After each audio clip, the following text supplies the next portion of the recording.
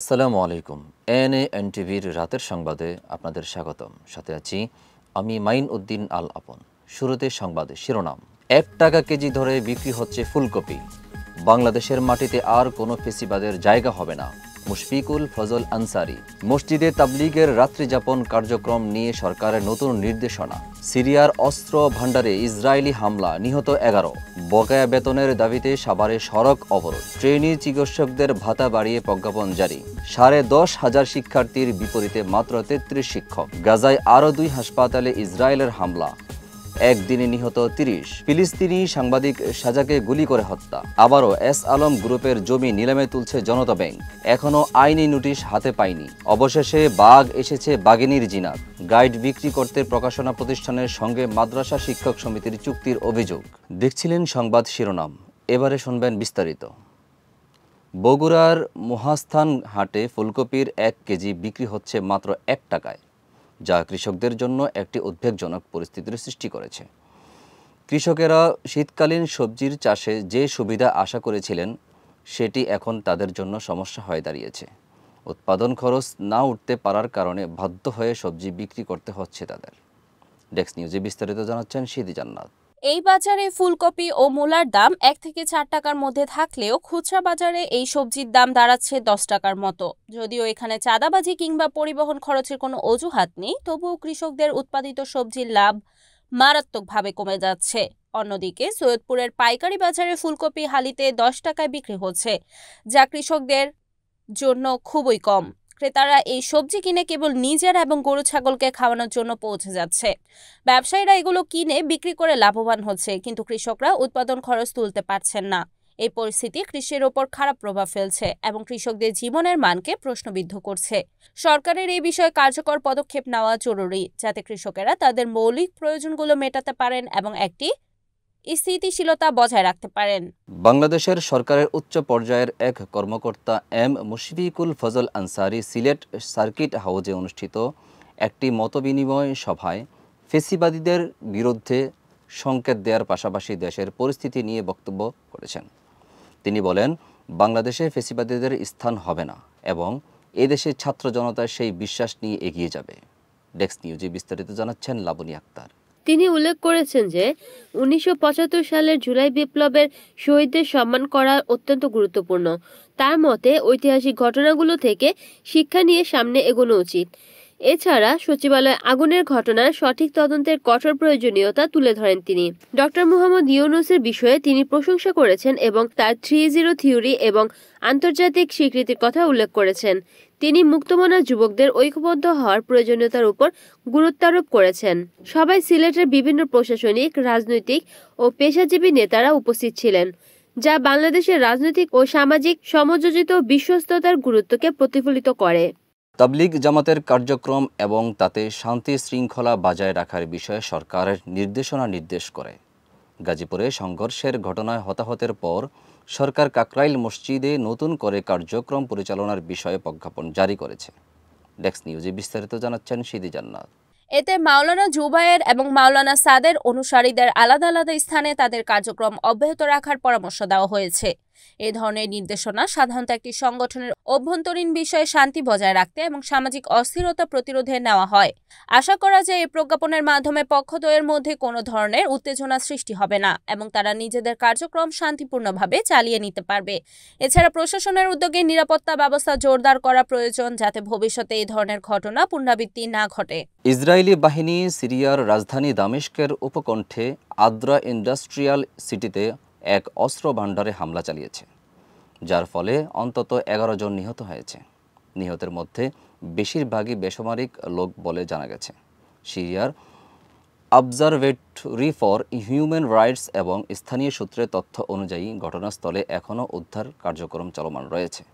Desk নিউজে বিস্তারিত জানাচ্ছেন লাবনী আক্তার। প্রাথমিকভাবে 2 জন নিহতের খবর পাওয়া গেলেও পরবর্তীতে নিহতের সংখ্যা বৃদ্ধি পেয়েছে। বিস্ফোরণে অনেক স্থাপনায় ব্যাপক ক্ষয়ক্ষতি হয়েছে এবং বাশার আল আসাদ সরকারের বিভিন্ন স্থাপনা ক্ষতি হয়েছে। সামাজিক যোগাযোগ মাধ্যমে এই হামলার ভিডিও ছড়িয়ে পড়েছে, যা বিস্ফোরণের পরে তাণ্ডবকে ফুটিয়ে তুলেছে। Syrian observatory for human rights জানিয়েছে, ইসরায়েলি বাহিনী আসাদ সরকারের সামরিক শক্তি উৎখাতের উদ্দেশ্যে এসব হামলা চালাচ্ছে। চলতি মাসের 8 ডিসেম্বর বিদ্রোহী গোষ্ঠীর আক্রমণের পর থেকে ইসরায়েলি বাহিনী সিরিয়ার সামরিক স্থাপনাগুলোর ওপর আক্রমণ তীব্র করেছে এবং এই সময়ে কমপক্ষে 5 শতাধিক হামলা হয়েছে। এছাড়া ইসরায়েলি বাহিনী সিরিয়ার ভূখণ্ড দখলের অভিযোগও উঠেছে। এই পরিস্থিতি ইসরায়েল ও সিরিয়ার মধ্যে উত্তেজনার একটি নতুন দিক উন্মোচন করেছে। সাভারে গার্মেন্টস শ্রমিকদের বিক্ষোভ ও সড়ক অবরোধের ঘটনা একটি গুরুতর সমস্যার চিত্র তুলে ধরে। তারা বসুন্ধরা গার্মেন্টসের মালিক পক্ষের বিরুদ্ধে গত নভেম্বর বেতন পরিশোধ না করার অভিযোগ করেছেন, যা তাদের আর্থিক ক্ষতির কারণ হয়ে দাঁড়িয়েছে। ডেস্ক নিউজে বিস্তারিত জানাচ্ছেন সিদি জান্নাত। বেতন পরিশোধের উপর নির্ভরশীল এসব শ্রমিকদের অবস্থান এবং বিক্ষোভ তাদের জীবিকার জন্য একটি আর্জেন্ট দাবি। শ্রমিকদের এই আন্দোলন আইন শৃঙ্খলা বাহিনীর দৃষ্টিতে এসেছে এবং তারা মালিক পক্ষের সঙ্গে যোগাযোগ করে সমাধানের প্রচেষ্টা চালাচ্ছেন। তবে পূর্ববর্তী ভাষণ ও আশ্বাসে শ্রমিকরা শান্ত হয়ে গেলেও বর্তমানে আবারও বিক্ষোভের কারণ হলে তাদের মধ্যে অসন্তোষ পরিষ্কার। এ ধরনের পরিস্থিতিতে শ্রমিকদের দাবি শোনাও জরুরি, যাতে তারা দ্রুত তাদের কষ্টার্জিত বেতন পেতে পারেন এবং তাদের সংগ্রাম স্বীকৃতি পায়। আশা করা হচ্ছে দ্রুত সময়ের মধ্যে একটি কার্যকর সমাধান বেরিয়ে আসবে, যাতে শ্রমিকদের সমস্যার সমাধান হয় এবং তারা শান্তিপূর্ণভাবে কাজ করতে পারেন। বাংলাদেশ সরকার পোস্ট গ্রাজুয়েট ট্রেনি চিকিৎসকদের ভাতা বৃদ্ধির সিদ্ধান্ত নিয়েছে। 30 ডিসেম্বর তারিখে অর্থ বিভাগের উপসচিব সৈয়দ আলী বিন হাসান স্বাক্ষরিত একটি প্রজ্ঞাপনে জানানো হয়। বিস্তারিত জানাচ্ছেন লাবনী আক্তার। জানুয়ারি মাস থেকে এই চিকিৎসকরা প্রতি মাসে 30,000 টাকা ভাতা পাবেন। এরপর জুলাই মাস থেকে তাদের ভাতা বৃদ্ধি পেয়ে 35,000 টাকা হবে। এটি চিকিৎসকদের জন্য একটি ইতিবাচক পদক্ষেপ এবং তাদের আর্থিক সুবিধা বৃদ্ধির লক্ষ্যে নেওয়া হয়েছে। ঈশ্বরদী সরকারি কলেজের শিক্ষক সংকট বিষয়টি অত্যন্ত উদ্বেগজনক। 10,657 জন শিক্ষার্থীর জন্য মাত্র 33 জন শিক্ষকের উপস্থিতি এবং 11টি পদ শূন্য থাকার ফলে শিক্ষার মান এবং পাঠদানের ধারা সম্পূর্ণরূপে বাধাগ্রস্ত হচ্ছে। শিক্ষকদের জন্য এই সংকটের কারণে ক্লাস পরিচালনায় হিমশিম খাচ্ছেন তারা এবং শিক্ষার্থীরা প্রাইভেট শিক্ষকদের উপর নির্ভরশীল হয়ে পড়েছে। ডেস্ক নিউজে বিস্তারিত জানাচ্ছেন সিদি জান্নাত। জাতীয় শিক্ষানীতি 2010 অনুযায়ী 1:30 শিক্ষক শিক্ষার্থী অনুপাত থাকা উচিত, কিন্তু ঈশ্বরদী কলেজে এই অনুপাত 1:322.94, যা শিক্ষার ক্ষেত্রে একটি মারাত্মক সংকট। কলেজটি 1963 সালে প্রতিষ্ঠিত হলেও শিক্ষক পদ সৃষ্টির বিষয়টি দীর্ঘকাল ধরে অগ্রাহ্য করা হয়েছে, ফলে জনসংখ্যা বৃদ্ধির সাথে সাথে শিক্ষকদের সংখ্যা বাড়েনি। অধ্যক্ষ প্রফেসর SM রবিউল ইসলামের বক্তব্য অনুযায়ী জাতীয়করণের সময় 44টি শিক্ষকের পদ ছিল, যা বর্তমান পরিস্থিতিতে অপর্যাপ্ত। নতুন বিষয় এবং অনার্স কোর্স চালু করলেও শিক্ষক পদ বৃদ্ধি না হওয়ার কারণে শিক্ষা কর্মসূচির কার্যক্রম কঠিন হয়ে দাঁড়িয়েছে। এমন পরিস্থিতিতে সরকারি কলেজগুলোতে নতুন শিক্ষক পদ সৃজনের জন্য দ্রুত ব্যবস্থা নেওয়া প্রয়োজন, যাতে শিক্ষার্থীদের শিক্ষার মান বজায় থাকে এবং তারা সঠিকভাবে শিক্ষা গ্রহণ করতে পারে। তাছাড়া প্রয়োজনীয় বিষয়গুলো যেমন ICT, কৃষিবিজ্ঞান, পদার্থবিজ্ঞান, ব্যবস্থাপনা এবং গণিতের শিক্ষকের অভাব সরকারকে এই সমস্যার সমাধানে গুরুত্ব দেওয়ার আহ্বান জানায়। গাজায় ইসরায়েলি বাহিনীর হামলা চলমান রয়েছে এবং তা গুরুতর মানবতামূলক সমস্যা সৃষ্টি করেছে। ডেস্ক নিউজে বিস্তারিত জানাচ্ছেন লাবনী আক্তার।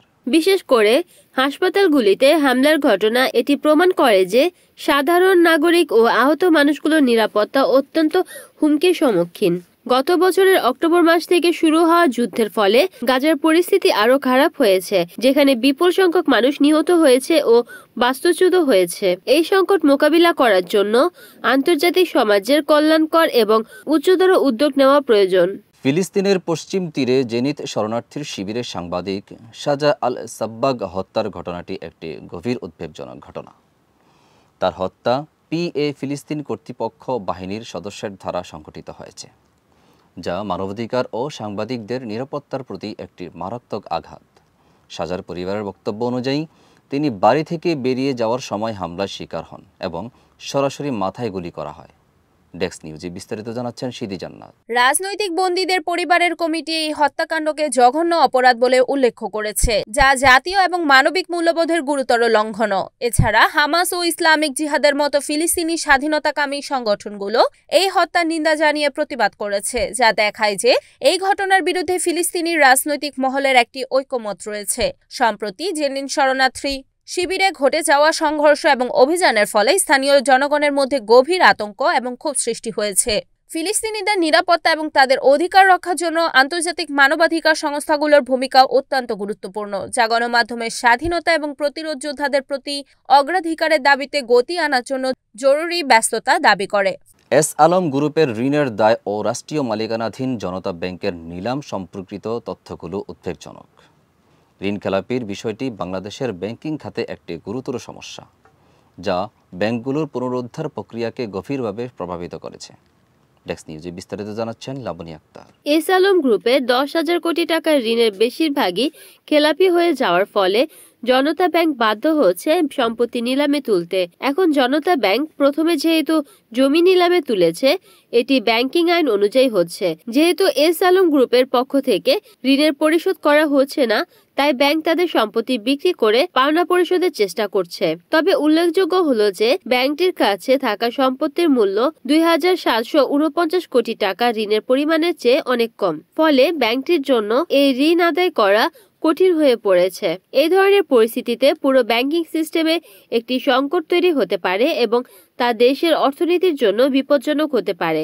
যথাযথ ব্যবসা পরিচালনা, ঋণ ব্যবস্থাপনা এবং কঠোর নজরদারি এই ধরনের সমস্যাগুলোর প্রতিকার হিসেবে কাজ করতে পারে।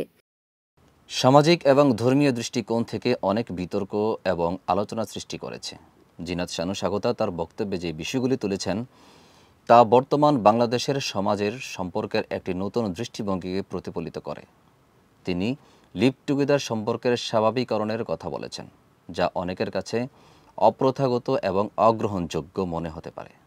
টেক্সট নিউজে বিস্তারিত জানাচ্ছেন সিদি জান্নাত। তার বক্তব্যের পর আইনি নোটিশ এবং সমালোচনার বিষয়টি আরও জটিল হয়েছে। ধর্মীয় কারণে সংবেদনশীল বিষয়াবলী নিয়ে আলোচনা যাতে উত্তেজনা সৃষ্টি না করে সেদিকে সমাজের মনোযোগ দেওয়া উচিত। সমাজের পরিবর্তনশীল প্রকৃতি এবং মানুষের ক্ষণে ক্ষণে চিন্তার পরিবর্তনের কারণেই এই ধরনের মন্তব্যগুলি সমাজে আলোচনা শুরু করে। কিছু মানুষ তাকে সমর্থন করছে, আবার অনেকে তার বক্তব্যকে ভ্রান্ত ও আপত্তিকর বলছেন। লিভ টুগেদারের মতো বিষয়গুলো এখন বিয়ের আগে সম্পর্কের একটি আধুনিক পন্থা হিসেবে দেখা হচ্ছে, কিন্তু ধর্মীয় বা সাংস্কৃতিক দৃষ্টিকোণ থেকে এর গ্রহণযোগ্যতা নিয়ে বিতর্ক চলতেই থাকবে। সামগ্রিকভাবে এটি আমাদের সমাজের পরিবর্তনশীল মনোভাব এবং সম্পর্কের নতুন ধারার একটি উদাহরণ, যেখানে মানুষ নিজেদের পছন্দ ও সম্পর্কের ক্ষেত্রে আরও খোলামেলা হচ্ছে। তবে এটি সামাজিক বা ধর্মীয় রসায়নের দিক থেকেও গুরুত্বপূর্ণ। বাঘিনী জিনাতের ধরার পর ভারতীয় পশ্চিমবঙ্গের বন দপ্তরের কর্মকাণ্ডে সফলতার স্থিতি ফিরেছে। গত 9 দিন ধরে 3টি জেলা পার করে অবশেষে রবিবার 29 ডিসেম্বর তাকে খাঁচাবন্দি করা হয়। টেক্সট নিউজে বিস্তারিত জানাচ্ছেন লাবনী আক্তার। জিনাতের গতিবিধি ও অবস্থান নিয়ে জটিলতা ছিল, কিন্তু বন দপ্তরের কর্মকর্তারা তাদের নিরলস প্রচেষ্টায় তাকে অবশেষে খুঁজে পান। জিনাত শিমলিপাল জঙ্গলের কাছে শুরু করে পরবর্তীতে ঝাড়গ্রাম, পুরুলিয়া এবং বাঁকুড়াতে ঘুরে বেড়ায়। বন দপ্তরের কর্মকর্তারা বিভিন্ন কৌশল প্রয়োগ করেও প্রথমবার চেষ্টা সফল করতে পারেননি। তবে তারা কৌশল পরিবর্তন করে এবং ধীরে ধীরে জঙ্গলে আগুন লাগিয়ে তার বন্দির পরিকল্পনা সফল করেন। এখন বন দপ্তর জানায় যে তাকে সেফ প্যাসেজ দিয়ে অন্য জায়গায় নিয়ে যাওয়া হবে। স্থানীয় জনগণের মধ্যে স্বস্তি ফিরেছে এবং বন কর্মকর্তারা সকলে সমর্থনের জন্য ধন্যবাদ জানিয়েছেন। টাঙ্গাইলের ভুয়াপুর অঞ্চলের মাদ্রাসা শিক্ষকদের মধ্যে বিতর্ক এবং উদ্বেগ সৃষ্টি করেছে। মাদ্রাসা শিক্ষক সমিতির বিরুদ্ধে অভিযোগ উঠেছে যে তারা বোর্ড বই আসার আগেই আল ফাতাহ পাবলিকেশনসের সাথে গাইড বই বাজারজাত করার জন্য 14 লক্ষ টাকার চুক্তি করেছে। এই চুক্তির ফলে শিক্ষার্থীদের অধিক দামে গাইড বই কিনতে হবে, যা শিক্ষার্থীদের জন্য আর্থিকভাবে ভারসাম্যপূর্ণ হতে পারে। ডেস্ক নিউজে বিস্তারিত জানাচ্ছেন স্মৃতি জান্নাত। সংবাদে উল্লেখ করা হয়েছে, মূল অভিযোগ হলো যে প্রকাশনা কোম্পানির সাথে চুক্তি করা হয়েছে এবং সেই টাকার কিছু অংশ মাদ্রাসা শিক্ষকদের হিসাব নম্বরে জমা হয়েছে। যদিও সমিতির সভাপতি এই অভিযোগ অস্বীকার করেছেন এবং জানিয়েছেন যে কিছু শিক্ষক ভুল তথ্য ছড়াচ্ছেন। বিষয়টি স্থানীয় প্রশাসনের নজরে এসেছে এবং তারা অভিযোগের ভিত্তিতে তদন্ত করার প্রতিশ্রুতি দিয়েছেন। এটি একটি জটিল পরিস্থিতি যেখানে শিক্ষকদের পেশাদারিত্ব এবং শিক্ষার্থীদের স্বার্থ উভয়ই প্রশ্নের সম্মুখীন হয়েছে। আশা করা হচ্ছে যে প্রশাসন সঠিকভাবে বিষয়টি তদন্ত করবে এবং এর সুষ্ঠু সমাধান বের করতে সক্ষম হবে। দেখছিলেন এএনএ-এনটিভির রাতের সংবাদ। সাথে থাকার জন্য ধন্যবাদ।